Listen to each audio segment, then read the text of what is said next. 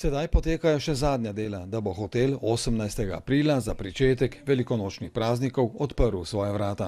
Po sobah čistimo tapisone, urejamo pisarne, vrtnarija od zunaj, urejanje hotela, pač vsa priprava, ki je potrebna, da ko pride gost za veliko noč, da ga lahko sprejmemo kot se šika. Zaposlitev za določen čas bo dobilo vsaj 20 ljudi. Dobila bom delo slaščičarkine in seveda mi zelo veliko pomeni, da sem prišla nazaj v Alp delati, ne sem prav vesela zelo.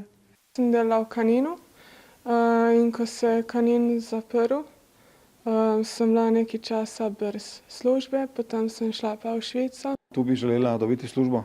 Ja, takoj. Pričakovanja so dobra, pravzaprav vidimo eno prihodnost pred nami na drug način z najemnikom. Ja? Isti je kot lansko leto. Smo se za to odločili tudi zaradi zaprtja hotela Kanin. Verjamemo, da se v Bovcu tudi samo v poletni sezoni da organizirati delo in poslovanje tako, da nekako preživiš. Slabše pa se godi največjemu bovškemu hotelu, hotelu Kanin, ki je bil v lasti družbe Hit Nova Gorica. Od jeseni je hotel v stečajnem postopku, kupcev pa ni na vidiku. Prav tako ne morebitnih najemnikov, tako da bo poleti hotel zaprt.